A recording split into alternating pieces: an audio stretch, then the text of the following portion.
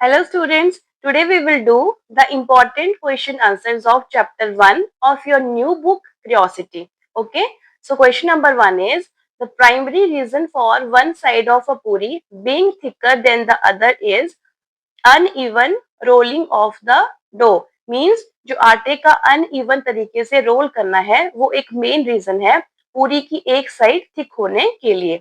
Okay, come to question number 2. Are there more grains of sand on all beaches and deserts or more stars in our galaxy?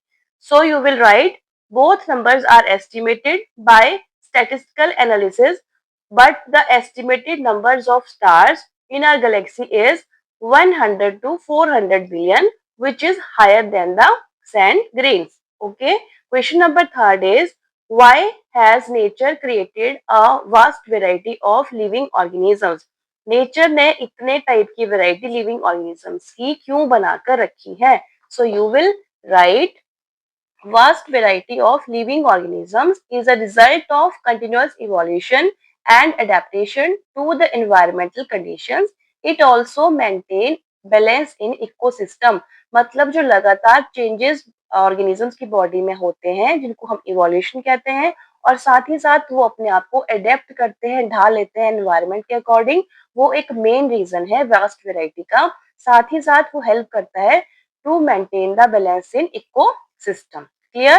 Question number 4. Investigation in science means, science में investigation का means क्या होता है?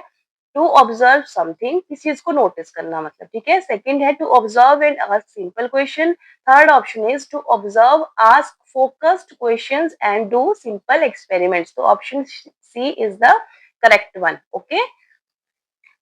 Question number 5 is name any two useful and harmful microorganisms. कोई दो फायदे वाले और नुकसान वाले कोई दो वो आपको बताने. तो you will right useful micro organisms के एग्जांपल है बच्चों लैक्टोबैसिलस जो कि कन्वर्ट करता है मिल्क को कर्ड में. Okay. And second is Penicillium. जो पेनिसिलियम है इट इज अ फंगस. एक ये फंगस है जो हमें देती है antibiotic penicillin. Right? And then we will write harmful microorganisms. So first is viruses like COVID-19, HIV, human immunodeficiency virus जो AIDS cause करता है, ठीक है. They cause diseases. और second है fungi like candida. ये बहुत important fungus है.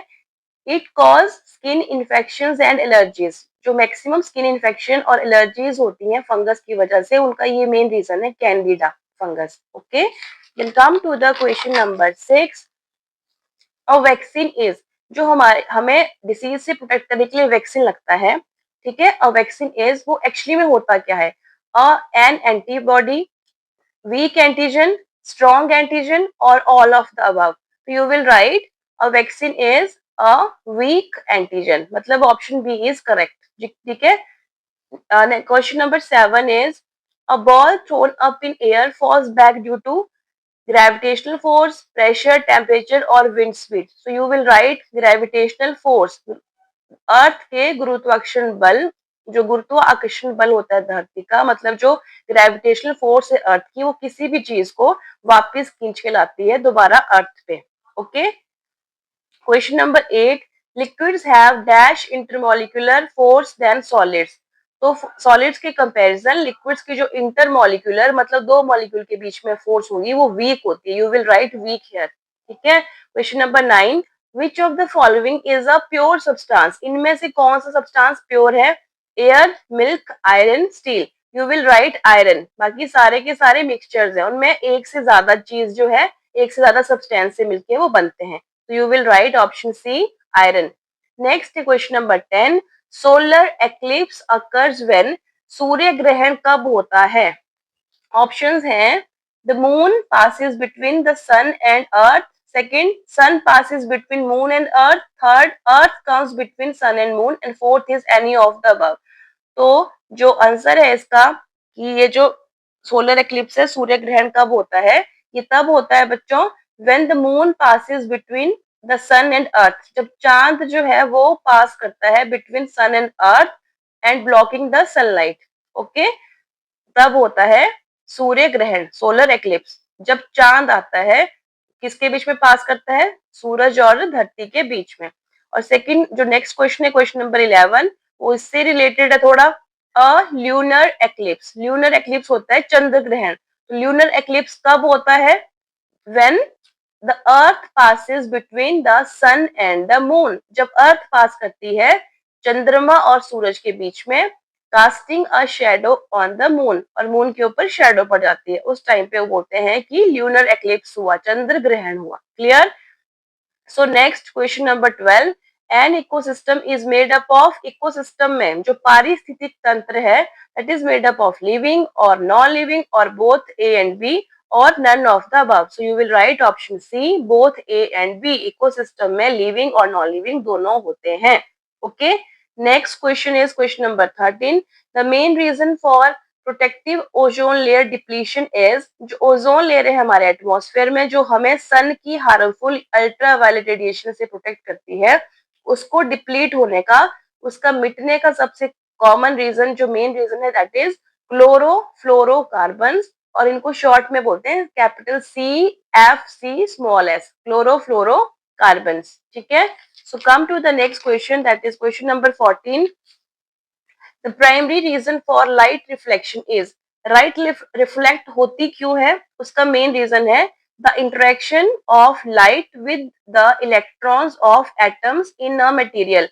कोई भी मटेरियल है स्टूडेंट्स जहां से लाइट रिफ्लेक्ट होती है, तो उस मटेरियल के अंदर होते हैं एटम्स, उन एटम्स के अंदर होते हैं इलेक्ट्रॉन, तो उन इलेक्ट्रॉन्स के साथ जब लाइट इंटरेक्ट करती है उसके बाद उसकी रिफ्लेक्शन होती है।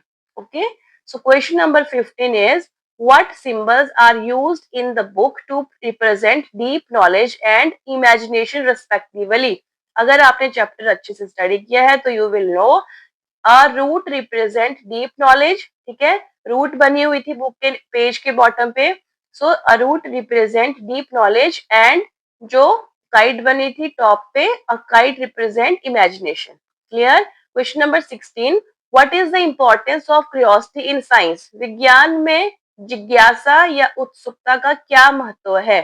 So curiosity is the starting point of science, why and how help us to discover something new. Okay, question number 17, a puri puff better when made from a fresh dough. Okay, fresh dough या फिर जो remaining dough है, जो fresh dough नहीं है, किससे बनाएंगे तो पूरी ज्यादा बेटर पफ करेगी, फूलेगी, तो you will write a fresh dough. Okay, question number 18, what is systematic investigation?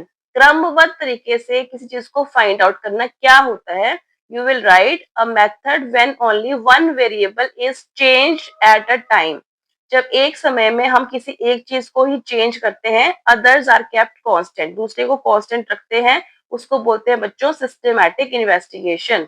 Okay, then is the last question, how can human activity affect earth climate?